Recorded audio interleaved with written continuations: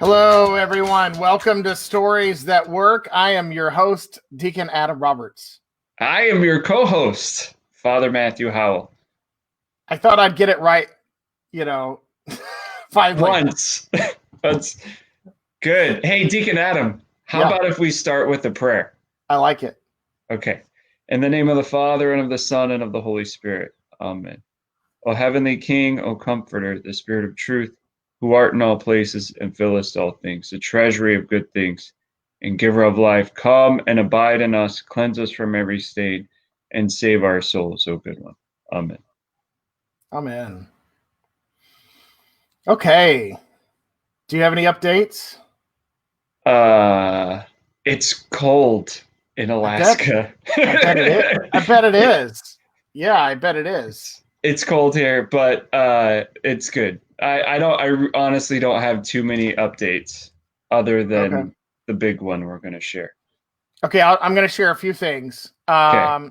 First one is that you're going to see a lot of activity through St. Athanasius College in 2021 as a more appropriate it's an educational institute. And so anything that's educational related with Orthodox, we're transferring those activities from the Department of Missions Evangelism over to St. Athanasius College. Anything that is related to missions or outreach or evangelism will stay with the department. So you can start to understand it's been a crazy flurry of 2020 and everything's everywhere. So you can understand that delineation and a slew of events that we have. We have between 5 and 10 live classes scheduled online with great teachers in an intimate setting. I know a lot of us are tired of Zoom, but this is different. There's going to be 5 to 10 students with a teacher on a particular topic, and that they are really well versed in. It's their expertise, almost like if you got to spend a weekend retreat with this person, right? So it's even more intimate than that. You get to raise your hand. There's just a handful of you. So we're pretty excited about all those we have planned out. Yes. So can you give us an idea, like maybe 1 or 2 of the speakers, the teachers lined up for one of those classes? I will tell you who we have lined up to speak. But like 2020, things are so crazy. Don't hold me to the list. Just give us the first one. Okay, so right now we're working on doing a pre-Lenten class with Father Moses Berry. Oh, that's awesome. We're also looking at a Lenten retreat with Abbot Theodore. Then we're looking at a post-Lent class with a couple of different people. We're looking at Dr. Philip Mamalakis to do a parenting class. So good. Yeah, and so Paul Finley, who was on recently, does a retreat on the Beatitudes. He's going to be doing a live version of that. So that just gives you a taste. Now, like I said, everything has to be finalized. Some people might get bumped. Dates have to be set, etc. Yeah, and because things are so crazy, some people might get bumped to 2022. That might happen. So we're overbooking right now because I don't know how many people we're hoping to make it work, but so many things are in the air that I've overbooked our speakers for 2021. That's okay. That's exciting. The nice thing about these online classes is that folks like me who are in a remote location can participate in things like this. You don't have to be in the same proximity as the teacher to make it work. And then we're looking at I don't know what he would call it, so forgive me if I'm butchering what he has in mind, but we are talking with Deacon Nicholas Kotar, who was on several weeks ago, about doing 2 classes in the summer when he gets a break. Oh, on writing? Yeah, classes, one for adults and one for high schoolers. Those would be like workshops. Yeah, right. Yeah. They'll be a shorter, intensive type. But there's so many aspiring writers out there. Why not take a class from someone like him? Yeah. So we have a lot going on. We have 3 summer internships that I mentioned we're working on. We hope to pull off a gap year for 18 to 28-year-olds, and there's so much in the air that it's really hard to say if that gap year is going to happen next fall. I've got my fingers crossed, but man, there's just so many variables to make a gap year happen. Yeah. All this talk about the live classes, it reminds me, I do have an update. Okay. We just wrapped up our very first live class offered by the St. Athanasius College. It was called Pastoral Care Revisited, and it was taught by Bishop John Abdullah.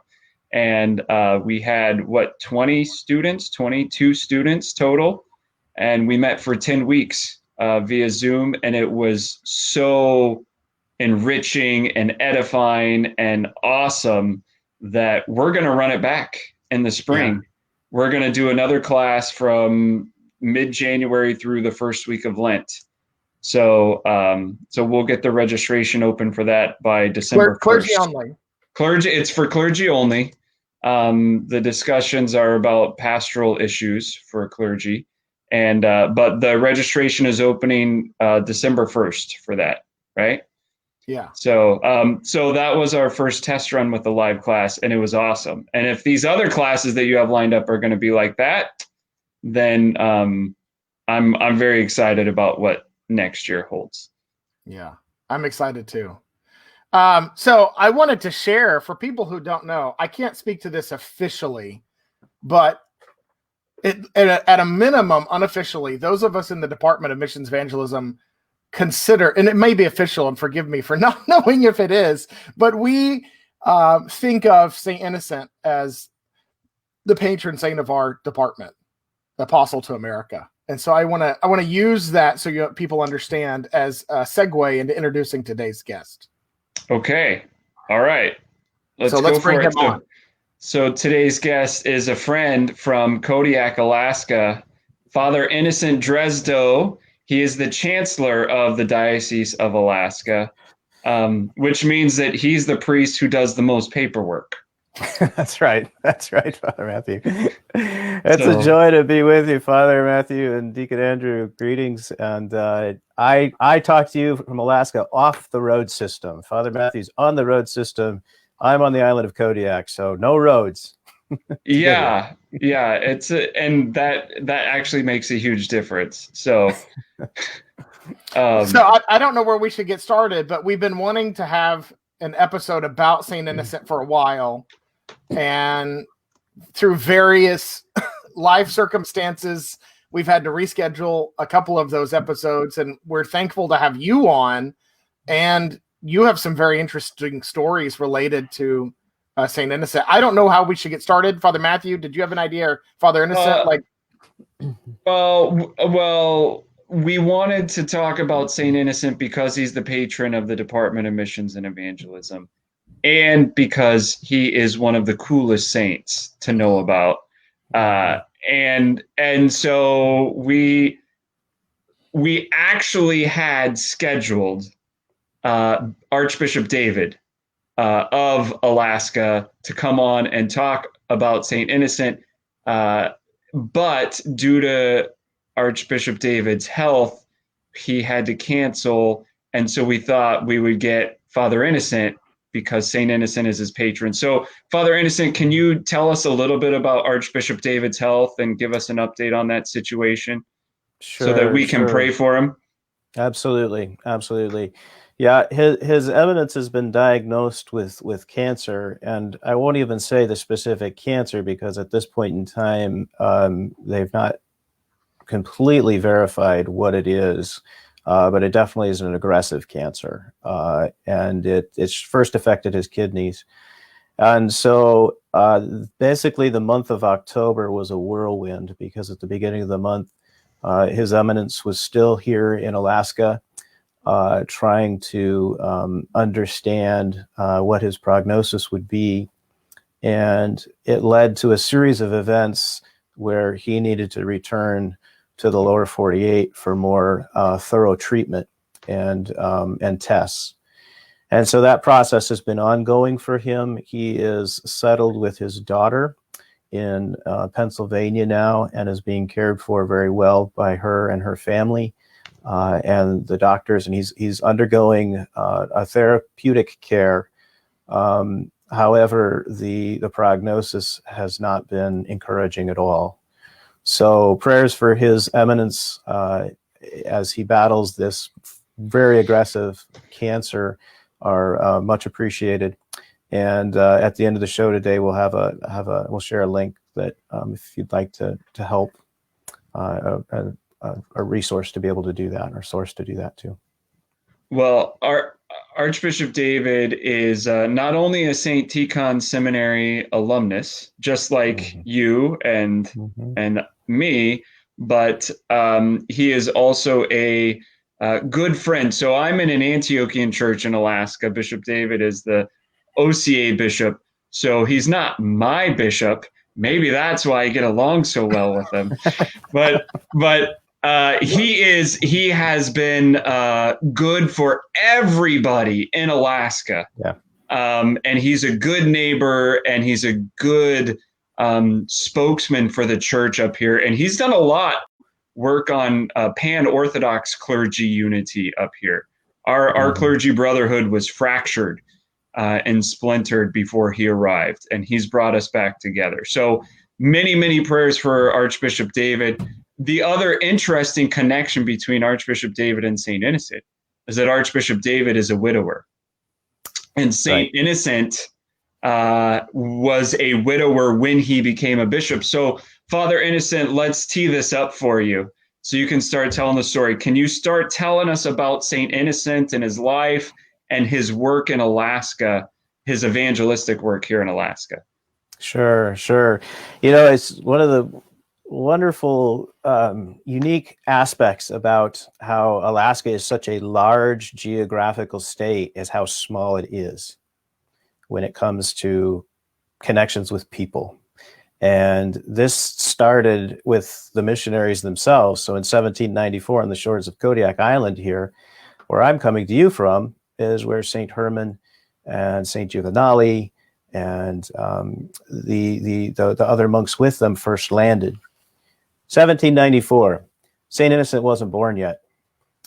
He would be born 3 years later in 1797 in a small region in Siberia. And he was born John Popov. His last name was Popov, which is pretty common for last names of clergy in Russia at the time. So the young St. Innocent, growing up as John, his father became quite ill soon after his birth. But by the age of 5, he was teaching St. Innocent how to read. And so St. Innocent learned to read the scriptures, learned the divine services from his father's bed of illness. And it's an interesting image, because in reviewing that in preparation for today's conversation, it struck me how that's kind of been a reality we've been living here as a diocese for the last number of weeks, because the last few clergy calls that the clergy have been able to have with His Eminence has actually been in his bed of illness. And so to see him still shepherding us through that, through his weakness, brought this image back of how St. Innocent first was given the foundation in his own formation. His father died at the age of 40, and St. Innocent was at a tender age of 6 years old at that time. So his mother gave him over to his uncle to continue his formation. And his uncle continued that. His uncle was actually widowed himself by the time that St. Innocent was about 9.5 years old. And St. Innocent's mother, Thecla, made quite an appeal to the authorities at the seminary in Irkutsk to make sure that her son would be admitted, even though he was at such a young, tender age. And so his uncle was able to go with him. And his uncle not only was able to go with him to the seminary in Irkutsk, but was then ordained to the holy priesthood to care for the chapel there and be able to continue raising St. Innocent in the context there of the seminary. So, interestingly enough, seminary life in Irkutsk at this time was very rigid. The seminary structure was such that it was like a military school in discipline. And there was, academically, there was a lot of wiggle room to maybe not perform up to the highest standards. But when it came to the divine church services, there was no forgiveness, no mercy. So they would trudge at 4 a.m. to matins sometimes in minus 60 to below temperatures. And so St. Innocent had this formation as from the age of 10. He was already in that seminary schooling environment. St. Innocent early on showed signs of being very, very skillful, very sharp, very talented, but he came across to his other classmates as basically aloof. So he was kind of taunted a bit. He wasn't exactly respected by his peers. But there's a great story of a clockmaker that came because the new rector of the seminary wanted to have a new clock commissioned. The fellow's name, I think, was Klim, Klim, Klim the clockmaker. And soon, of course, because St. Innocent's, his uncle was very mechanical. And so he taught, once he took St. Innocent under his wing, he taught him mechanics. Mm-hmm. And so he triggered this intuition that St. Innocent already was given by God and developed it.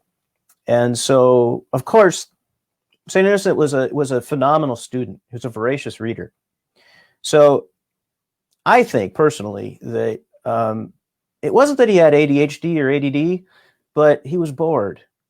Like even the rigorous discipline of studies just wasn't enough. And so St. Innocent was drawn to Klim the clockmaker and unofficially became his apprentice.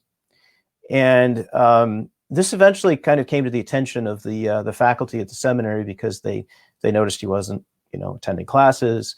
So basically he was in trouble. He was in the doghouse. And so they went to check in on him and what he was doing. And when they saw what he was doing and how he was doing it, and the integrity with which he was applying himself and the ingenuity, plus keeping up with his classes despite it all, he was ultimately blessed. And he started making clocks for not only his classrooms, water clocks, but basically versions of pocket watches for each of his classmates. And so this ingenuity kind of laid the groundwork. So suddenly St. Innocent went from kind of being the kind of the shunned one or the nerdy one to suddenly he was really looked up to. So during this time, a new rector came to the seminary by the name of Father Paul. And Father Paul saw this special grace. He already recognized a special grace on St. Innocent. And so at the time, so you remember, so at this time, St. Innocent's name is John Popov.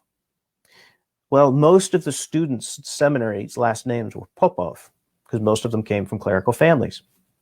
So Father Paul decided, hey, this isn't working. We need to have a different naming system. And so what he did is he would take their last name and dash after it the region they were from to help kind of keep track for roll call and record keeping and grading and that sort of thing. But he took it one step further, and there was a really, really revered former bishop who had served Irkutsk, and he had fallen asleep in the Lord. His name was Bishop Benjamin. And Father Paul wanted to give his name to one of the students, and St. Innocent was chosen for that. And so if you know anything about the life of St. Innocent, we all remember that his last name was his original church name in coming and being a priest first in Alaska was Father John. But his last name wasn't Popov. It was Veniaminov. And that's where that comes from. Veniaminov being Russian for Benjamin. So he was named in honor of this particular. But it reminded me of a very, very funny story because in my own life, because my time at St. Tikhon's was wonderful. But it was I'm glad to hear that. It was can I wonderful. Wonderful. Yes, as in formative. As in culture shock, as in what world did we just enter? So first week of seminary. First week in the seminary, I was overjoyed because I left from the West Coast. I was in Oregon. And my family was my wife and daughters were still in Oregon. I hadn't moved them yet. But my dear brother, who many of you know, Father Athanasius in Columbus, Ohio. He's Antiochian, by the way, for the record. For the record, we don't hold that again. No. And so he flew out, and he and I drove a Ryder truck. We basically fit in a 15-foot truck everything that we were going to take for 3 years for a family of 4 to seminary. And we made this great journey across the country, and I appreciate his help with that. And we ended up, but that first week, I was alone getting the house settled and getting to know some of my new classmates that were coming from all over the country. And at that time, we were the largest married student class at St. Tikhon's. There were 7 of us out of a incoming class of 13 that were married. So, of course, all that's changed.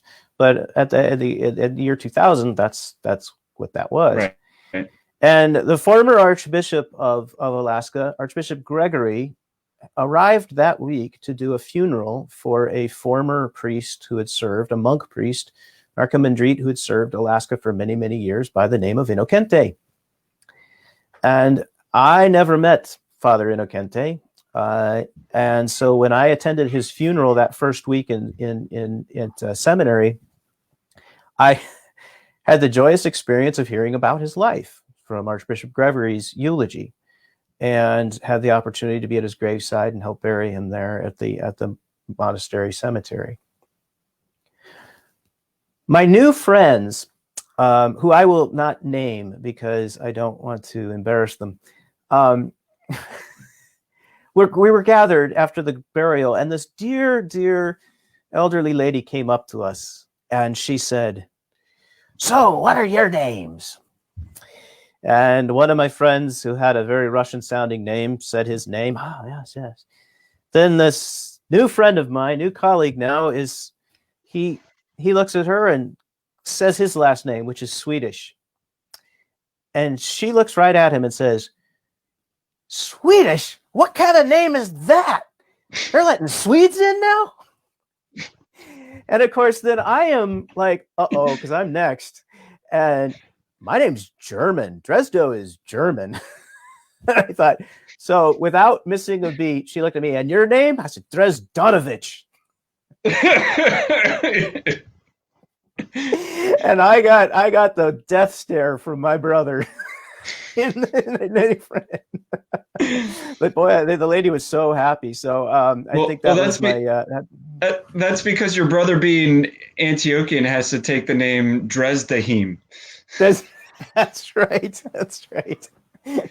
So anytime we embarrass each other, we can disown each other quite easily. It really works out well. So, but that connection, even that interesting connection, I didn't formally have any name change done, but Saint Innocent did, and that's why we know him as Saint Innocent Veniaminov. Mm-hmm. But he's connected to a pious bishop who had a special place in the rector's heart, at least. Father Innocent, let's go back to Saint Innocent and pick up from the time that he graduates at seminary and is called to Alaska. Yes. And I believe there's a story there. Didn't he actually say no? Is that true? It's very interesting. He was going through a period of great conflict, as we each do and should, in discerning the vocation that God's calling us to. And for him, there was quite a bit of pressure not to get married, because this grace was recognized upon him. His spiritual father saw this grace, and was definitely moving him towards the monastic life, and then ultimately to be a hierarch. It was pretty clear. And the way it worked in this particular seminary was the students who made it to the end. Now, remember, this is in Irkutsk. This is like, think of a military environment, discipline, 4 a.m. to late at night, is even there's times of study, there are times of work, there are times of recreation, there are times of prayer. Everything was by the minute. It was scheduled. So not many lasted, through the entire time. And those who did and made it all the way through with high marks were given the city parishes. They were fast tracked for the better supporting parishes throughout the different dioceses in Russia. And so St. Innocent had already proven himself to that degree. But there's a river that flowed in between the seminary and the rector's house and the parish where he served as well as being the administrator of the seminary. And particularly this river has a reputation for being not freezing at its center, even at minus 35. The current was so strong. And even when it came close to freezing, it was impassable because there was constantly moving ice flows. And at any moment, they could break away with the velocity that was running just under the surface of the current. So it was very treacherous. In this particular winter, it was 1817, I believe. St. Innocent was needing that direction and that guidance. And that father was not able to make it across the river. And so based on that, ultimately, St. Innocent married. He married. And the calling on him was always there to go. But of course, the pull, as any married clergy know, is, I remember Father John Oliver, another one of your Antiochian brothers. He and I were at seminary together, and I remember he and I we would get to talk music a lot. And one of his dear friends and a musician who I highly respect, Phil Keggy, he used to say in his phrase, he'd said, my heart beats for four, meaning, his wife and his two children. And it's always stuck with me because I see that in St. Innocent's life as well. His heart beat for his family constantly. But eventually a decision was made, and he took his family and they made the long trek to Alaska. And his family consisted of his wife and how many children at that time? You asked me a question that I don't have the answer to. Okay, it's like one or two, something like that, right? There were a few, yeah. Well, the family wasn't complete. It wasn't yet, 10. Yeah. It wasn't a family of 10 yet. Okay. Right. It wasn't, and they took the treacherous journey, which of course it's by land and by sea, not by air at this point. Although you could say by air to a degree because of the sails necessary in the boats themselves. But this is not a stretch of water that is particularly kind. I know a lot of people in the States over the last decade have probably watched episodes of The Deadliest Catch, which showcases the crab fishery in the Bering Sea. Well, the traverse from Kamchatka Peninsula to up the Aleutian Chain to ultimately Dutch Harbor on Alaska isn't in the Bering Sea technically. It's in the Gulf or the Pacific Ocean because it's south of the Aleutian Islands, whereas the Bering Sea would be on the north side of the islands. But nonetheless, it's an area called the Cradle of the Storms, and it's also on the Ring of Fire, Pacific Ring of Fire. So there's constant storms. And there is regular seismic activity and volcanic activity. So it's a place in which the world is very alive. The Earth is very, very alive. And it is to this day. We had a flight canceled into Kodiak just last week due to ash from a volcano. So it happens, it's just a normal part of our we've been evacuated 3 or 4 times for tsunami warnings this year alone. Here and so those are the types of things that of the risks that were taken without the modern conveniences that we have now. So he brought his family under these conditions, and they settled in Unalaska, and he began his work officially as a priest, a young priest, and a missionary priest. And some things that marked St. Innocent's early missionary life that I think sets a real important standard for us is that he didn't try to import his culture to the people he was serving. He brought the Orthodox faith. He brought the gospel of Jesus Christ. And in doing so, he set to work early to find a way to translate the gospel into the native Aleut tongue, Fox Aleut tongue, in this case, being out in the Aleutian Chain. Well, like Cyril and Methodius, there was a problem. This was an oral language. It wasn't a written language. So there was no alphabet. So he got to work even while he was building the church in Unalaska. Because remember, he's building the church. He's got the carpentry skills. He's got the design skills. He's a real Renaissance figure. And so, but as he's doing that, he's also beginning the translation work, beginning the way, and he used the Cyrillic foundation as for the alphabet structure. And to this day, we've got Fox Aleut translations that started with the Gospel of Matthew. And this is also a time when he wrote his first catechism. It's classic to this day, the indication of the way into the kingdom of heaven. And Saint Innocent, the way he taught, he spoke very, very directly in admonishing his clergy, particularly after he became bishop, to teach with stories, to share stories. And so even though his catechism is so concise, you can follow it and you can use it by putting stories in constantly. It just falls right into that design. It's beautiful. It's really, really beautiful. So this is how the mission in Alaska was then furthered, because the original mission into Alaska and here in Kodiak Island with St. Herman. Now, granted, at this time, there's a crossover between St. Innocent coming to Alaska and St. Herman. He's still alive at this point. This is the early 1820s? Early 1820s. Okay. And St. Herman dies in 1838, right? 34. Okay. He was 81 years old. And Saint, you can do the math. My math's horrible. But St. Herman arrived in Alaska at age 40. And he died at age 81. All right. So this and the two never met in person.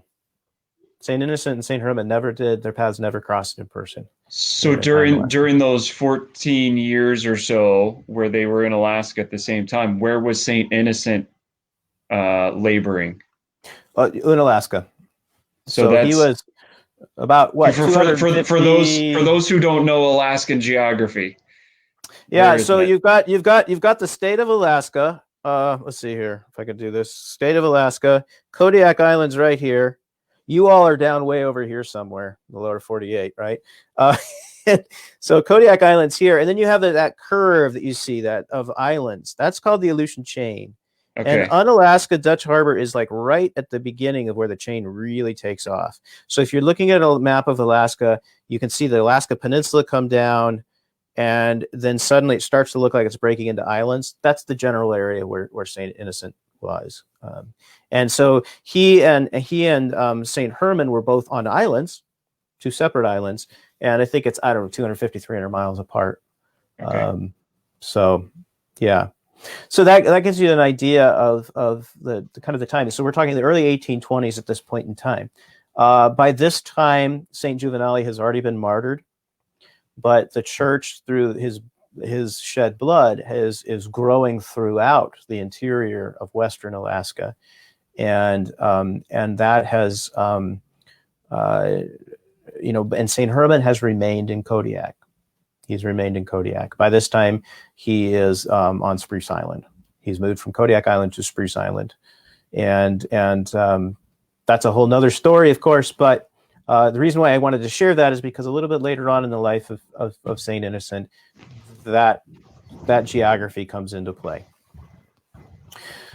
So during that time, as in the early years that Father John was laboring in Unalaska, his work was beginning to, word was starting to get back to the Holy Synod in Russia. Now, a letter in those days, of course, round trip basically would be about 18 months. So if you were, he would be communicating with his bishop, he wouldn't get an answer for about 18 months.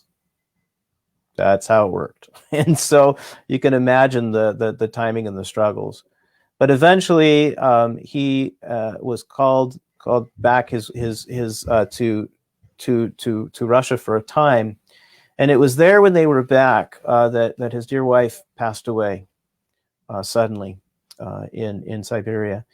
And at that time, Saint Innocent with his children was summoned to Moscow, and excuse me, or St. Petersburg. Anyway, the Tsar. The Tsar summoned it, and the Tsar said, I'll take care of your children. So the care of the children for their education, for their financial well-being, and everything was being taken because at that point in time, the Tsar could appoint bishops for consideration for the Holy Synod of bishops. And so at that time, Saint Innocent took on monastic tonsure and was then consecrated the first bishop of Alaska.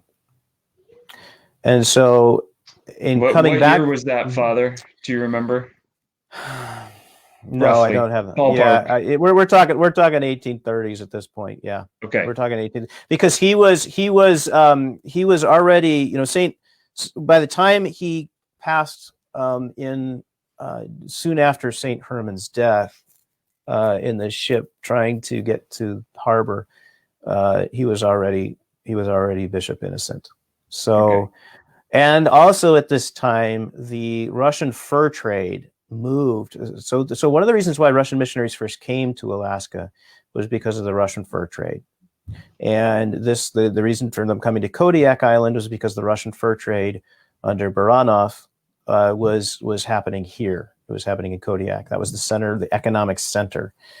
Once the resources were exploited, including the native Alutiiq men and young men, unfortunately, the Russian fur trade moved and was centered down in Sitka in southeast Alaska. So but going back to your imaginary Alaska map, Sitka is Canada, is what it looks like, right? So there's that sliver of Alaska that goes down the western coast of BC, British Columbia, and further up. And so Sitka is in that location. So it went from Kodiak Island, which is at the time was still almost treeless, with the exception of Spruce Island, to Sitka, which is basically a rainforest.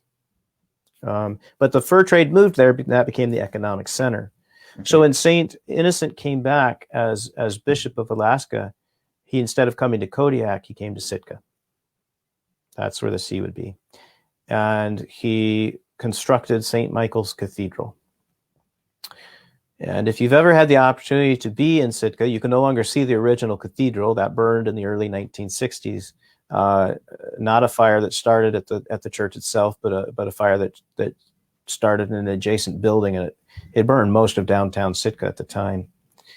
And so the church was rebuilt to as close as a standard as it could be to the original, with one major exception, and that is the clock that was in the bell tower. The clock was hand-built by St. Innocent, and it kept perfect time even up through the fire, but was, of course, destroyed in the fire. So that was impossible to replace. But during this time, the bishop's house was also built. And again, St. Innocent had not only designing, but he was active in building it. And to this day, that's it's on the National Historic Preservation Historics list, and it's actually managed by the United States Park Service now, because a few decades ago, the church was in such dire financial straits that there was no way that they could keep it. The upkeep, it was starting to really decay, and so thankfully, through grants and an agreement with the church, that the preservation of that important structure has been kept. So it's a real testimony to St. Innocent's ingenuity. They have a cutaway, a section on the floor, and they show how the floors are insulated. And there's air and there's sand, there's compartments. It's amazing the science behind it that was understood already, as he brought the Siberian understanding of how to stay warm to Southeast Alaska. But he had to mitigate for the fact that in Southeast Alaska, it's generally most of the time rainy. They get some freezing and they'll get some snow, but it's not like Siberia where, 8-9 months of the year it's frozen and you always have permafrost. So given that, he also built his chapel, the Annunciation Chapel, in there, and just so many various artifacts that we still have to this day. And it's kind of a funny story. Back in, I had two opportunities in my first year and a half in the priesthood, to serve in the shadow of my patron. And the first was 3 months into my priesthood, I got called to serve in Alaska. We had a priest there that was ailing. And so I flew out there, which in and of itself was quite an experience to begin with. And when I got there, I was only supposed to be there for about 5 days. I ended up there for 3 weeks because a storm blew in. And again, I mentioned earlier, this is the cradle of the storms. I remember just looking out the window for days on end, and it wouldn't rain straight down. It rained sideways. It just rained sideways constantly. And where I was staying, the folks were extremely generous. Everybody out there fishes, and so they kept my refrigerator full of king crab legs, fresh king crab legs. So it was not, it was isolated and hard, but boy, did we eat good. Like, wow.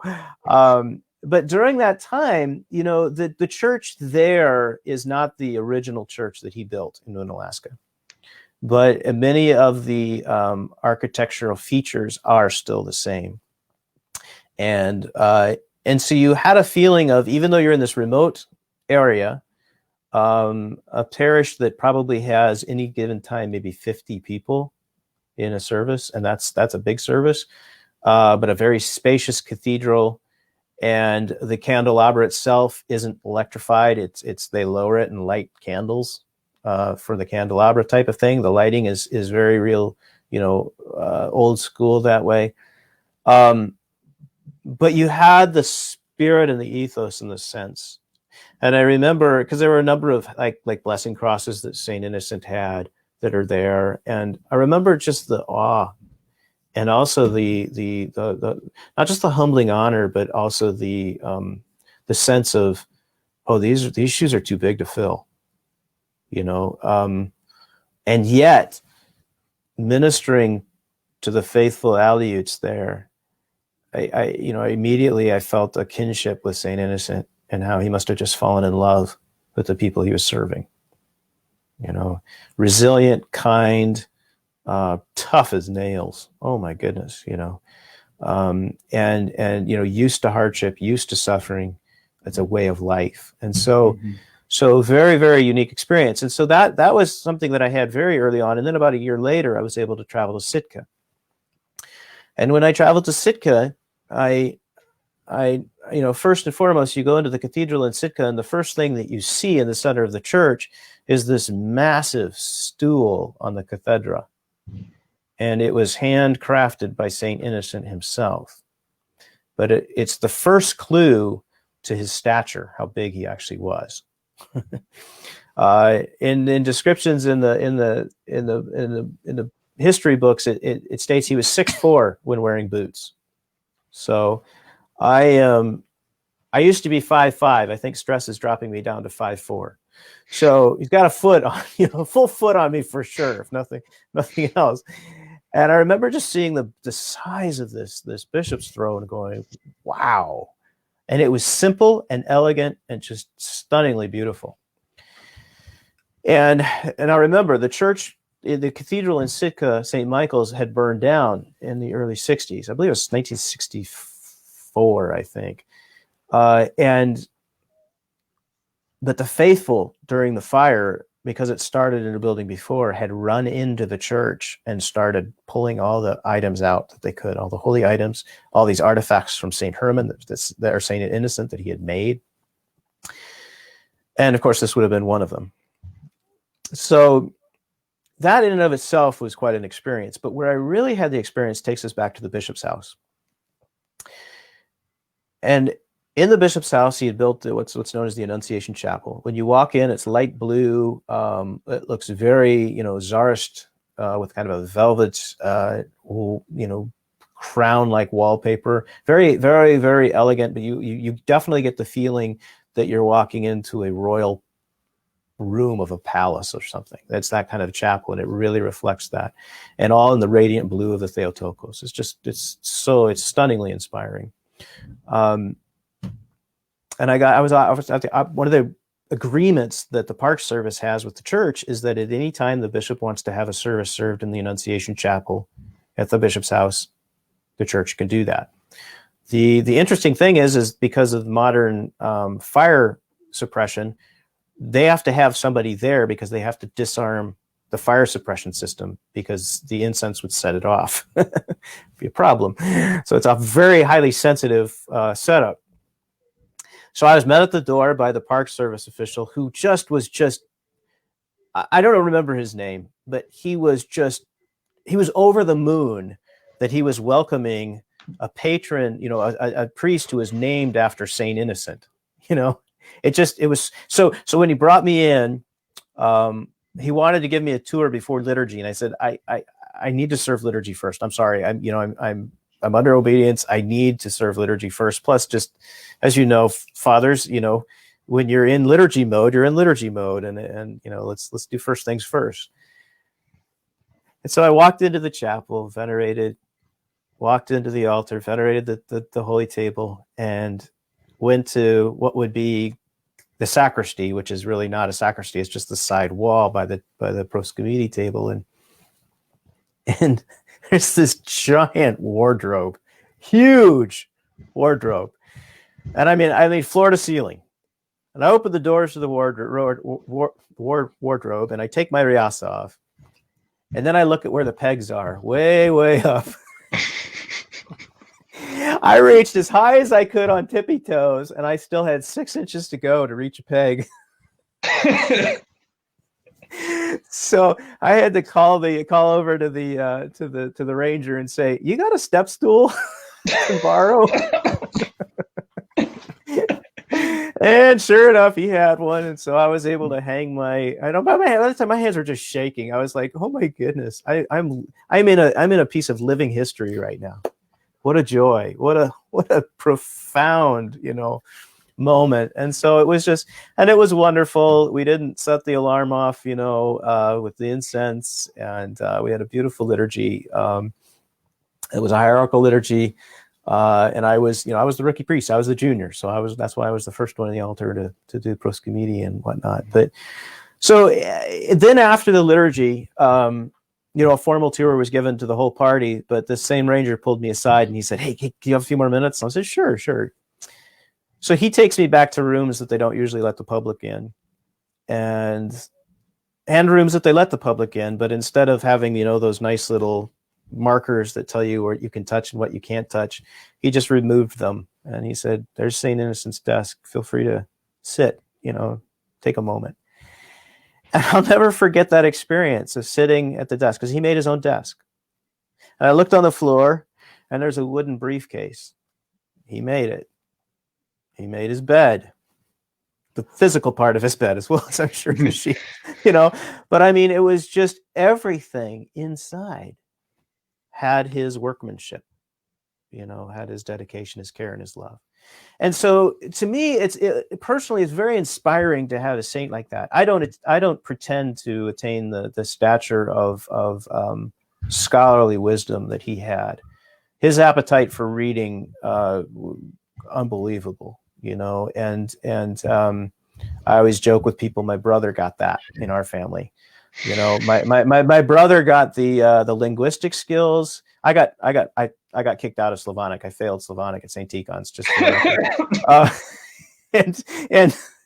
but my brother can master a language, any language he wants. He can just voraciously read. So somehow he got that side of it, but I got the mechanical side. So, yeah, you're pretty handy, Father. Sorry, Father Bro, but my brother looks at a hammer and something breaks. He doesn't have to touch it, So from that standpoint, and that's been a big part of my experience in Alaska all these years now. Subsequently, is that need to be able to be practical, times be mechanical, which so that leads us to another portion of Saint Innocent's life, because at this time he is now fully the bishop of Alaska, and he has not just Alaska but also Kamchatka. So you can pretty much take the Ring of Fire, and that was Saint Innocent's diocese. It's huge, huge. So any archpastoral visits would have been like a one-time thing, or maybe twice. And he would travel by Badarka, which is, just think kayak, but think of it as an ocean-going version of this. The way that he would insulate himself against the cold water and the cold sea temperatures was they used whale blubber. They had these garments with whale blubber, so he would stink like crazy, after these long journeys. But everywhere he went, he would make sure schools were established. He would make sure the faithful were catechized. He would make sure that the clergy were being nourished. And those are things that, again, going back to Vladika David, incredible amounts of pastoral care. I'll tell you a story just that happened. It was his last visit to the village of Pilot Station, or I'm sorry, Russian Mission. We have a beautiful priest, retired priest, Father Peter, who was awarded the mitre, a great dignified award in the Russian Church to elderly retired faithful priests. And the award happened at an earlier Holy Synod meeting, and so it had been months, before the actual awarding could happen. And I begged. This was at in September. I begged Vladika David not to go because I saw how weak he was getting. And keep in mind, this isn't just hopping on a 737 modern jetliner and flying into the village. This is hopping on a 737 to take a 1-hour flight to a larger, regional kind of hub town, and then getting in a small equivalent of like a Cessna, a bush plane. Or if the rivers are frozen, getting on a four-wheeler and riding up the river. Or if the rivers are running and the flights can't fly, then getting in an open skiff for a 2.5-3 hour boat ride. This isn't easy travel. And then once you get there, there's no hotels. There's hopefully running water. And Vladika made this trip. And I kept thinking, and when I was praying for him, I was like, okay, it's a Saint Innocent all over again. He's not thinking about his own physical health. He's only thinking about the well-being of his clergy and his love for them. And he, in person, awarded that mitre. And the impact that had on the rest of us clergy here in the diocese was profound, absolutely profound. And that apostolic fervor, that drive. And Saint Innocent did the same thing to his health, to the degree of his health, And I know time constraints don't allow us to go into a lot of other areas of his life, but because of those cold journeys that Saint Innocent made time and time again, because he was constantly visiting his flock and his limited, at that time, I think there were 7 priests throughout the whole diocese, not very many clergy. But he eventually was losing his sight. So by the time he became Metropolitan of Moscow and of all of Russia, he was legally blind. And those last 10 years of his life after leaving Alaska and leading the entire church in Russia, he continued to do the same thing he did in Alaska. He continued to teach the priority of catechism, of religious education. He established new missionary societies in Russia. He, of course, continued the missionary work through the Holy Synod of Bishops to far-reaching areas, not just Alaska, throughout the vast territories that Russia had colonized at that time. And so it's a real testimony to not just his endurance, but even more so, I think, his relationship with Jesus Christ and his ability to share that. So, yeah, there's a story about Saint Yakov Netsvetov, who was one of Saint Innocent's priests in the mid 1800s, and Saint Yakov's wife had died, and he put in for retirement. He requested retirement, and Bishop Innocent said, "I will grant your retirement as soon as I find a replacement." And it was something like 18 years later, there was finally a replacement sent to the region. And of course, it's not just a parish, it's a whole region covering thousands and thousands of square miles, several different villages and parishes. But the limited clergy was, there's limited clergy today. There is. That's right. There are something around 30 priests, right, for 100 churches. Yeah. Back then it was 7 priests to cover the entire state wherever they could go. Yeah. So and the isolation, it's interesting because even with our modern technology, it's almost as if the isolation has gotten worse. And so one of the major initiatives for our own clergy's well-being throughout the diocese is keeping up with how many villages are you assigned? Because we've had, just in the past year, we've had some of our most remote priests that will be they'll be dealing with up to 10 villages they're assigned to. Incredible amount of responsibility. And again, like I mentioned before, these aren't villages you hop in the car and go to. These are places where you're going by snow machine, you're going by boat, or you're going by a plane flight, and under conditions that are usually not very ideal. We often say in Alaska we have probably some of the best pilots in the world, and I believe I've experienced that. But it's so, the only difference between St. Innocent's time and now, well, two differences are means that we have a means of air travel, and we have this kind of ubiquitous connection with the world now, information wise. So this is really, it's a beautiful experience, but it's also, it ties in. And so many of the practices that St. Innocent established, we're still striving to apply because they were so effective then. Well, Father Innocent, we're coming to the end of our time. Let's wrap with one last story. One of my favorite stories about St. Innocent praying to St. Herman. Yeah. In trying to get into port. Can you tell us about that? Yeah, this is a beautiful story. And it's carved into St. Herman's Reliquary here in Kodiak. So St. Herman's relics are on Kodiak, in the cathedral in Kodiak Island here. And his burial site is about 7 miles away in Monk's Lagoon on Spruce Island. So and this is where our story takes place. Across from Spruce Island, St. Innocent was on a vessel. About 80 some people were on this vessel. This was not a passenger vessel. This was a merchant vessel. What that means in the time is that it was a sailboat, a large commercial sailing vessel. It had no windows. So the crew would be up on deck, but the passengers would be below deck. And they had quite a long journey, weeks. 2 babies were born during this time in the hull of the boat.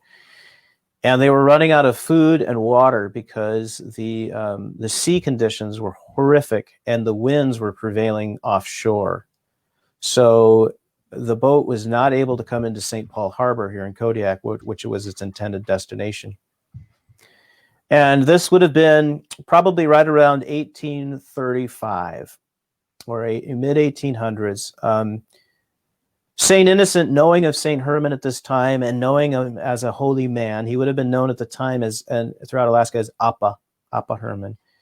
St. Innocent went to the deck of the boat, which wasn't unusual because St. Innocent was a navigator. He understood the celestial heavens. He wrote many of the initial maps from navigation throughout Alaska, actually, they were still a foundational use up into just a few decades ago. But he went up on the deck this time, not to navigate. Well, yes, to navigate spiritually, to ask for St. Herman's intercessions. And he said, St. Herman, if it be God's will through your intercessions, pray that the seas would calm and the winds would prevail, so that all upon this vessel will be safe. And within moments, the seas calmed and the winds changed. and the vessel came into port, and no lives were lost. And so, as a commemoration of that miracle, being the first recorded miracle historically of St. Herman after his death, that's carved into St. Herman's reliquary, actually, into the side of his reliquary. That image of St. Herman on the boat praying, and St. Herman from the heavens above Monk's Lagoon and the waters interceding. So it's a very beautiful image. Yeah, I like the image of Saint Innocent navigating spiritually. Yeah. Before I forget, we have a website to share. Yeah, we I mentioned at the beginning of our session that his eminence battle with the cancer is severe, and one of the things about the Diocese of Alaska is it still is the mother diocese of North America. It's the place where Orthodoxy first came to the shores, even before the immigrants on Ellis Island. It wasn't far between; it was very close, but. And so, as a result, though, because of the vastness of the diocese and the continued struggles that her clergy and faithful face here, it continues to be probably the poorest diocese in North America financially. And with Vladika David's condition, an interesting dynamic happened. A few weeks back, we made an appeal to His Beatitude Metropolitan Tikhon and with the direction of His Eminence, to ask if an auxiliary bishop could be sent as an administrator for us to help administer the diocese in Vladika David's health situation. And so Metropolitan Tikhon graciously granted that. He granted that in the person of Bishop Alexis, who is unable to travel right now to Alaska due to the COVID outbreaks that you all are having down there and we're having up here. So we're not safely able to get him to travel, but he is constantly on the phone with us. Matter of fact, before this interview, I had my daily hour-and-a-half briefing with him on Zoom, and he's caring for us and helping assist the work that we're doing and continuing to move forward Vladika David's vision for the Diocese of Alaska. But what the church asked us in return was to financially provide. And the commitment that we've made to our dear Vladika David is that even despite the fact that he can't be here right now in Alaska, we are continuing to support him and his family and his health care, et cetera. So we're in a weird position of paying for two hierarchs right now. It's really awkward. So the Diocesan Council asked me to write a letter. And so I wrote a letter to the Diocesan clergy and faithful. And we set up a portion on our diocesan website if people would like to give to that end. And it's the website is simply doaoca.org. Stands for Diocese of Alaska Orthodox Church in America. So doaoca.org/donate, or if you just go to the homepage, you'll see the donate link. So that's an opportunity to help. When people ask if there's a way to help, that's a very practical way. And then we also have, you'll find on the website, there's a way to also send a correspondence if you'd like to send correspondence directly to His Eminence, and particularly right now, his family, as they're the ones reading correspondence to him at this time. Father Innocent, thank you for sharing that about Archbishop David. If you've missed him, he's someone that we all want to help. Yeah. He's helped so many. And so this is one of those stories where we come together because every little bit helps. The $5, the $10s, for those who can do more, great. I want to thank you for your stories today. I love hearing stories of St. Innocent. I would have to say he's been the most influential on my journey of figuring out what Orthodox evangelism looks like. Mm-hmm. He is he is the saint of American evangelism, not just the apostle to America. Right. And we know how to approach America because of the way he approached the native Alaskans. Yeah. So I'm very thankful for your stories. We have a couple of announcements that I don't want to bore you with. You don't have to stay on, but your stories were just refreshing and a great reminder that why we keep up a relationship with our saints. Mm-hmm. Just as St. Innocent navigated to St. Herman, we navigate with Saint Innocent. Yes. Well, thank you so much for the opportunity to share just a little bit of his life and story and inspiration. Yes, thank you. Thank you. Okay, Father Matthew, we have 2 announcements. I'm going to share the first one. I'll let you do the second one. Okay. The first one is coming up in January. I've mentioned this, a webinar, how to invite people to church. This is something we can all do a better job at. The presenters are not presenting. They know everything about this, but it's an area where we hear a lot of people say, I could do a better job. And so we decided to put together a webinar. It'll only be about an hour long on January 24th. I'm going to share the registration link. You don't have to register, but I want you to register because we're going to have bonus materials that go out to the registrants. So if you're not worried about that, that's fine. But it helps us get an idea of how interested people are, the details of who's presenting, what it's about. And so I think that's going to be an exciting time for that webinar, because it's just something that's, if we could call it low-hanging fruit, I don't know if that upsets anybody, but I just think this is the area where we don't want to waste the ripe fruit, right? We don't let it fall to the ground and spoil. That's why it's important. And what's the date of that webinar? That's January 24th. Okay. At 8 p.m. Eastern. That's a Sunday evening. We did a Sunday evening. Night. Yeah, to try to accommodate, the time zones across North America. And you'll see the agenda there with the topics, where it's located. Everything you need to know is on that link I just shared, that MailChimp link. So please register so that you can not only keep up with updates, but also you can get the bonus materials that I'm pretty excited about the bonus materials. I've been taking notes on this for a while.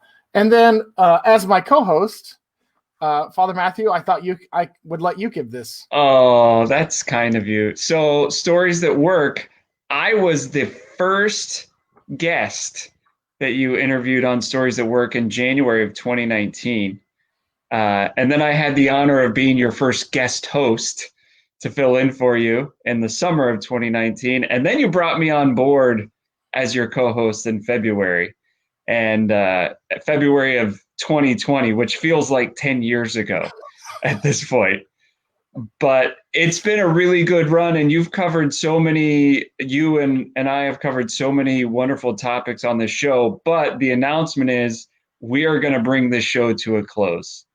And after this show, we are going to have, 3 more in December? And our final show is going to be December 17th. So we are going to end the show while people are still asking for more. We're gonna do this. Yeah, the Seinfeld. Rather than getting canceled by the network,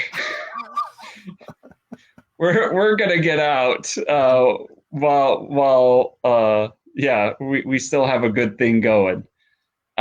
So that's the big announcement. This is the one of the final shows we're going to do. We have 3 more lined up. And Deacon Adam, do you want to tell us who we have lined up for our final shows? Yes, and I'm going to share this in the comment section as well. For our next show, because we're not doing a broadcast on Thanksgiving, I started to disappoint all our fans. So our fan, singular, our fan, Kenny. Yes. I don't know what Kenny's going to do next week without us.